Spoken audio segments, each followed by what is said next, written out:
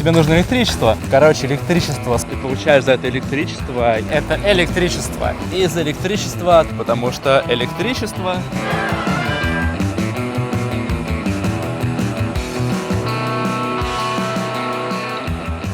Hola, amigos! И мы находимся в серии номер 4 сериала «Неудержимые технологии», который рассказывает о том, что было в мире до коронавируса, а самое главное, каким он будет после. И все, что увидели до этого, это была всего лишь подготовка, так называемый MVP на языке стартапов. Реальное же приключение начинается с этой серии. А началось все с того, что примерно год назад мы с женой, окончательно офигев от всего происходящего вокруг, взяли 2 маленьких рюкзачка, билет в один конец в Португалию. А идея была супер простая. Провести год в 12 разных странах, примерно по месяцу в каждой, и пожить там максимально как местный. Соответственно, сорвавшись в Португалию, ничего более умного, как пожить как местный серфер в Вене, мы не придумали. Доброе утро! Тема нашего сегодняшнего выпуска, блин, как это тупо звучит. Диджитал-номадство. Диджитал-номадство — это когда ты, по сути, бомж, но, типа, выделываешься, что ты крутой. Это значит, что ты, по-русски, цифровой кочевник. Ну, то есть у тебя какая-то удаленная работа, и ты не имеешь определенного места жительства и живешь хрен знает где. Ну, типа как вот так вот. Один из способов жить как цифровой кочевник — это, собственно, жить в минивэне. Это не самый распространенный способ. Так делают, наверное, только полные отморозки. Посмотрим на его все прелести, а также на его недостатки. Это среднего размера минивэн, даже, можно сказать, маленького размера минивэн. По сути, это наша тупая газель, оборудованная под дом. Здесь есть спальня, наверху еще одна спальня. Здесь есть даже биотуалет. Знакомьтесь, это офигенное изобретение человечества. Биотуалет. Вот туда вы справляете всю свою нужду, а вот там вы меняете все как в пылесосе. И розетка на 220. Но это самая первая подстава. Эта розетка работает только, если ты находишься в кемпе. Это значит, что она, по сути, ни хрена никогда не работает. Посидеть в этом вэне и работать на ноуте — это достаточно большая проблема. Еще тут чуваки выдают нормальный Wi-Fi, если ты арендуешь эту тачку. Вторая главная вещь — это холодильник, в котором салатики. Короче, проблема холодоса заключается в том, что он работает не всегда. Он работает, когда ты в поездке, и он работает часа 4 после остановки. Поэтому, по сути, ты можешь купить утром тунца и вечером его сожрать. Купить тунца на 2 дня вообще нереально, потому что он сдохнет. Давайте опять к хорошему. Из хорошего ты можешь, собственно, залипать вот так вот. Или ты можешь прогуляться и залипать практически на любую тему. Например, остановиться посередине классной огромной скалы, но знай, что долго здесь ты не протянешь, потому что электричество. Зато здесь есть красивый вид. Знакомьтесь, этот вид называется Монте-Клерико. Переводится как Монте, наверное, скала, а Клерико — это хер знает что. Скала хер знает что. Конечно, не хер знает что переводится, но я просто не знаю, как он переводится. Вот, и если вы самый настоящий диджитал-номад, то вы работаете вот так. Посреди пустыни, у вас созвон. Мы видим еще один вариант кемпера. Здесь у чуваков маленькая тачка и просто, по сути, палатка. Плюс этого дерьма в том, что у тебя маленькая тачка. Это очень важно, потому что эту большую бандуру... Это не дура, это лошадь! Не так-то просто парковать, и вообще с ней не так просто ездить. Здесь, как вы видите, очень много народу. Самая большая проблема при всем великолепии этого места, что здесь очень сложно найти место для парковки. Итак, диджитал-номадство. Что это за фигня? На самом деле это значит, что ты, с одной стороны, ты не хочешь жить в одном месте, потому что тебе тупо, не знаю, бесит или просто скучно. Мне вот просто скучно. С другой стороны, ты не хочешь, как просто дауншифтер, уехать на какой-нибудь Гоа и Бали и просто прожигать там свое время. Если ты, с одной стороны, хочешь что-то делать, с другой стороны, просто тупо не хочешь это делать на одном месте, ты можешь стать диджитал-номадом. Это значит, что ты имеешь какую-то сюрприз, работу в сфере диджитал, то есть в интернете как бы, и ты не имеешь определенного места жительства, то есть ты, по сути, бомжара. Вот, если приглядеться и подумать, и посмотреть на какие-нибудь сайты в интернете, типа nomadlist.com, там все четко расписано, сколько нужно денег для того, чтобы жить в какой-нибудь стране.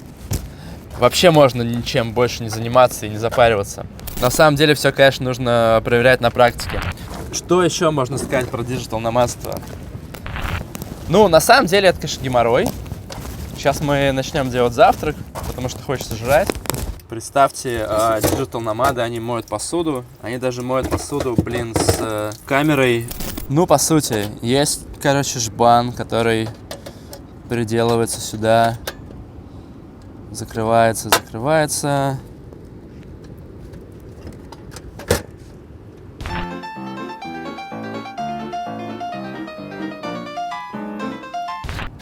Ставим жбан, говорим лог. И, о чудо, у нас есть огонь.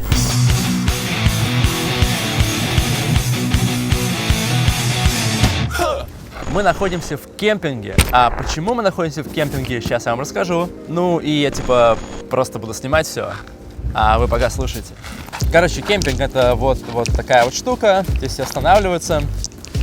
Значит, нафига мы остановились в кемпинге? Вообще идея была изначально, чтобы снять кемпер-вэн и перемещаться где угодно, жить где угодно, потому что мы же типа диджитал-номады.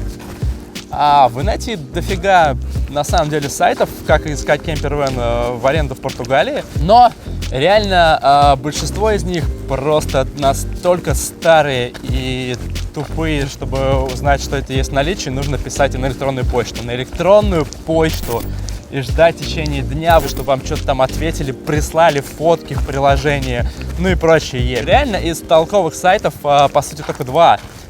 Первый это Escapa, это аналог Airbnb, только по кемперам. Второй, он называется Indie Campers. Indie Campers клевый тем, что там очень удобно можно выбрать любой вэн, время, все аддоны к нему и все что угодно. Просто сайт, короче, для таких же лентяев, но вроде ценник в среднем примерно подороже. Итак, сколько стоит кемпер-вэн? Теоретически от 50 до 100 и до бесконечности баксов в сутки. Но здесь есть разные но. Первое, всякую ерунду дополнительно тебе нужно докупать. Ну, например, если тебе нужен гриль, он стоит 20 евро. Мы купили с собой этот гриль, потому что выглядел он на фотографии классно, но на самом деле это просто трындец. Это хрень, которая стоит, по-моему, ну, типа, не лучше, чем шашлычная хрень в Окее за 100 рублей. Там есть душ на 15 литров. Ну, вообще, вся вода на 15 литров. И 15 литров это катастрофически мало. Ты думаешь, вот у тебя классный вэн, и ты живешь в нем. Там набегает почти под соточку со всякими этими дополнениями. Тебе больше нифига не надо. Но ты понимаешь, что тебе все-таки нужно слить воду, новую воду. Самое главное, конечно, там помыться, но реально самое важное, тебе нужно электричество. Короче, раз это в 3 дня, тебе все равно придется остановиться в кемпинге. Кстати, очень крутая конфигурация, вот этот вэн просто безумно крутая тема, потому что у тебя спальня наверху, это позволяет тебе достаточно комфортно существовать внутри него. Короче, по итогу ты за сутки заплатишь за 2 человек и свою драндулетину примерно 25 евро. Очень классный вайк, солнечные батареи, блин. Короче, электричество самая важная тема. What are you doing, like you're professional, you're... I'm a pharmacist. At this moment, I don't have a job. Do you think like artificial intelligence can take your work? No, No? no. You know, like now it's possible to genetically modify everything. I know. What you dream To modify to modify? the politics of this country. when we will live like 200 years, Yeah. and we don't care how the children will live. We just, put the sperm in the bank, and we have a children. Okay. So no, women don't need to Don't take need care. men. And how do you think the relationship will change? The They change a lot. genders will change here, really. A lot. The women don't need the men, and the men's gonna be more homosexual because men with men. Yeah, and it's changing here. Yeah. Что еще бывает в кемпере? На самом деле здесь может оказаться целый серф-кэмп. То есть просто тупо внутри большого-большого кемп-городка, мини-серф-кэмп. Здесь, собственно, есть серфы. Их можно брать в аренду. Серф в аренду тут стоит по 20 в день. Здесь можно поселиться, но на достаточно долгое время, на чуть-чуть здесь не получится. Здесь, гамаки, вся там история. Очень крутая тема, что тут, соответственно, есть скейтпул. Вот, так что чекайте. Все скейтеры, обзавидуйтесь. Здесь можно жить вот в этих домиках. Здесь они занимаются йогой. Ну и, по сути, все. И дальше мы пойдем исследовать город. Город, в котором мы сейчас находимся, точнее деревня, называется Сагриш. Он известен тем, что здесь катаются на серфе. Блин, чувак, ты уже задолбал этим серфом. Ну, да, тут катаются на серфе. Мы, наконец, добрались до Сагриша. И здесь просто бомбические волны, как вы можете видеть. Серф-доски здесь стоят в день. Их можно взять недалеко от берега. Вот только посмотрите на эту скалу. Это просто охуенно. Федор Михайлович, красотища-то какая! Даже матом ругаться не хочется. Так, продолжаем с волнами. Здесь можно видеть, по сути, два спота. Один между двумя камнями, на котором я катался вчера, и еще один. Сейчас уже вечер, часов 8. И до сих пор здесь. катается народ. Бомбический пляж, бомбические волны. Место называется Сагриш. Оно дороговатое, но того стоит.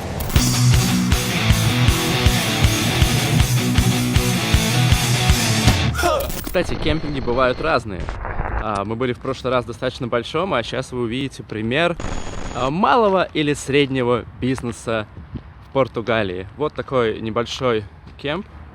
В принципе, похож просто тупо на парковку. Вот там находится душ и туалет. По 50 центов платишь за каждые 3 минуты душа. На выходе находится новая вода и слив старой воды. И вот, собственно, и все. Больше нифига не надо. Классное место. Вот, короче, стоит это... Шпага многим показала, шпага многим показала. Вот, короче, стоит эта тема всего 12 евро. Ты получаешь за это электричество и, собственно, место для стоянки. Ну, еще ты потратишь там евро 1,5-2 на то, чтобы помыться и сходить в туалет. Все равно, как бы, тема гораздо выгоднее. Но такие есть не везде. Мы находимся в Фаро. И в Фаро, собственно, есть такие кемпы, которые подешевле, чем другие. Такие типа подумали, а что, может на публичный пляж Фаро заехать, там, посмотреть, позагорать, каково тут. И тут, короче, блядь, Сочи просто пиздец. Надо ехать обратно в кемпы.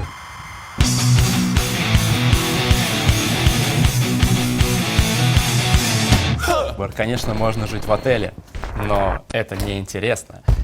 Следующий вариант – это жить в хостеле. И в некоторых хостелах живут в общих комнатах, а некоторые хостелы имеют комнаты для двоих, которые типа называются бунгало. И когда ты смотришь на них на фотках, думаешь, вау, какое классное бунгало. Оно, наверное, двухэтажное, и там, наверное, очень круто. Но на самом деле ты получаешь конуру. Там внутри конуры находится кровать и место для вещей. И вы спросите меня, зачем, черт побери, чувак, ты живешь в такой конуре? И мой ответ будет, Пойдемте просто прогуляемся и посмотрим, что здесь есть еще хорошего. Вот так выглядит типичный, на самом деле не типичный, но, собственно, хостел, в котором можно жить в такой конуре. Можно взять в аренду доску, можно, собственно, записаться на разные активити. Каждый день ты можешь пойти либо на серф, либо покататься в горах, либо заняться йогой и вся вот эта вот история. Собственно, посмотреть телек, поиграть в кикер, поиграть в бильярд, поиграть просто в чувака, сидящего на компьютере. Но если тебе и этого, чувак, недостаточно, ты можешь просто пойти и искупаться в бассейне. Здесь есть скейтовая рампа. Зачем останавливаться в хостеле? Ну, есть плюсы, есть минусы. Плюсы, собственно, в том, что вокруг есть куча активностей, есть дофига народу со всего мира. Ты можешь попрактиковать английский, ты можешь просто почилить. Из минусов, не то чтобы тут можно дофига работать, потому что постоянно кто-то может отвлекать, там какие-то тусовки происходят, иногда мало интернета. Тем более, что из окна виднеется океан. Если ты диджитал-номад, то самое главное, что в том месте, в котором ты пребываешь, были волны. Конечно же нет Wi-Fi, чувак, потому что Wi-Fi очень важен. И круто, когда есть места, в которых есть бесплатный Wi-Fi. Но реально важнее, чем Wi-Fi, это электричество. И если ты живешь в вене, то, как мы уже заметили, в некоторых венах его нету. Соответственно, у тебя всего два варианта, как ты можешь работать. Вариант первый – это заселиться в кемпинге. Мы уже проходили этот вариант, он стоит 25 евро в день. Вариант второй – ты должен жрать в кафешке. Потому что, по сути, у тебя примерно 6 рабочих часов, потому что все равно никто ни хрена не работает 8 часов в офисе. А если нормально менеджишь свое время, то плотных 6 часов вполне достаточно, чтобы сделать все. Либо ты 25 евро в день, чтобы работать в кемпе, и все более-менее там комфортно, либо ты тратишь те же 25 на еду. На самом деле, да, конечно, будет стоить тебе подешевле, но по факту тебе, скорее всего, сидя в кафешке, придется все-таки поесть 2 раза. Но не забывай, что в кемпе ты тоже жрешь, поэтому 25 превращается в 30 евро. Потому что, ну, один раз ты должен где-то пожрать. Синтра — это, на удивление, красивое место. Тут есть замок, домики, дворец, еще дворец, еще замок, Один, замок, два, замок, три. замок. О, блин, не, я сматываюсь. И еще на самом верху, где-то подальше, есть офигенный дворец, до которого мы не доехали. Потому что один из минусов кемпервенов в том, что ты хрен заберешься на такую гору, как эта. И вообще ты хрен доедешь в некоторые места. Так что, если у вас есть кемпервен, ну типа, смотрите заранее про то, где нужно парковаться, как нужно парковаться и так далее, потому что это просто жопа.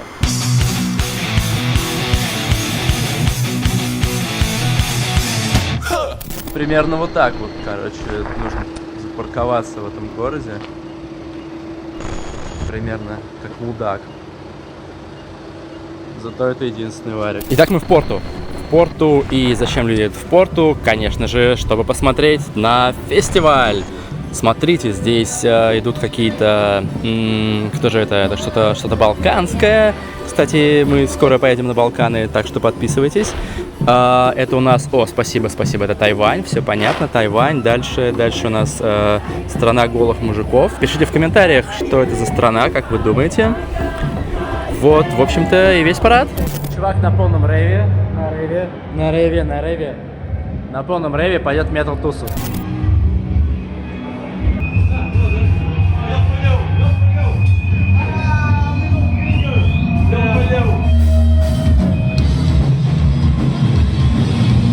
У нас на машине полотенчик. А для чего у нас на машине полотенчик? Потому что нам разбили стеклышко. Потому что иногда по ночам в городе Порту малолетние долбоебы, простите, ребята, просто пытаются обокрасть разные тачки, в том числе, конечно же, кемперские тачки. и вот там немножко не повезло. Поэтому не стопайтесь в городе, и это первая штука. И вторая, что нам сказали менты, классный чит. Соответственно, по идее, они гораздо меньше грабят тачки, которые типа португальские. Да, но у нас была португальская тачка, но у нас тачка была, собственно, в наклейках и в наклейках, и она была арендована. Поэтому, если вы будете брать тачку, лучше не брать тачки, на которых написано, что это типа арендованные тачки. Поэтому берите просто кемпервены у людей и снимайте их, и будет небольшая вероятность, что у вас, возможно, ограбят меньше. Менты едут час, потом нужно ехать к другим ментам, которые по иностранцам. Короче, все типа печально. Что, мы попробовали так пожить месяц, и вроде как получилось, но если вы хотите реально упороться этой темой и жить больше, то, скорее всего, вам больше пригодятся советы людей, которые этим занимаются по жизни и реально путешествуют в Вене достаточно долгое время. Привет, я Оля, и последние лет 10 я не хожу в офис, работаю удаленно и делаю свои travel-проекты.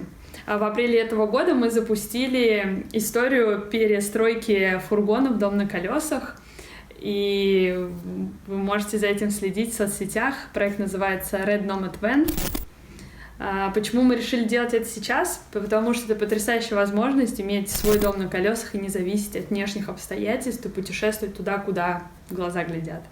Мы купили фургон в апреле, и сейчас мы его перестраиваем, сделали прототип расстановки той, которую мы хотим внутри фургона, все построили из картона, и сейчас переходим уже к активной стройке. Ну и напоследок, Оля и Сережа, мне кажется, одними из первых прошарили, что вены — это тема, и сейчас запускает свой маленький стартапчик в этой области. Вен-шеринг. Вроде все круто, логично и понятно, потому что sharing economy — это супер круто. Давайте делать все как сервис. Уже есть тачка-шеринг, отели-шеринг и всевозможно чего шеринг. Почему бы не быть вен-шерингу? Так что давайте мы им всем поможем. И они запустили свою краудфандинг-компанию. Скидывайтесь туда, и это будет очень круто, потому что в скором времени возможность покататься вот так вот на вене будет у всех, практически у всех. Так что технологии, шеринг экономи, вены, серфинг, Португалия, все-все-все. И, конечно же, неудержимые технологии, стартапы и будущее. Подписывайтесь, ставьте лайки, пишите в комментах, что вы думаете про такой лайфстайл. Хотели бы его попробовать или нет? Что вас останавливает? Да, черт побери, что вас останавливает сделать это прямо сейчас? Ну, сейчас, конечно, коронавирус. Ну, после коронавируса, да? Все, значит, удачи и встретимся в следующей серии. Там будет еще более круто. I'm starting building skateboards and stuff. Like back in the days, if you want to mix music with your friend, you have to buy a ticket, take the bus. 1 week, you go to his place, like, okay. Oh, a guy get a blowjob in the back of the bar. Yeah, you have this competition with pros. Yeah. They ride 30 meters wave, kind of funk and punk mixed together. There are 10 guys around him. Okay, give me your phone, your money, everything. Like this.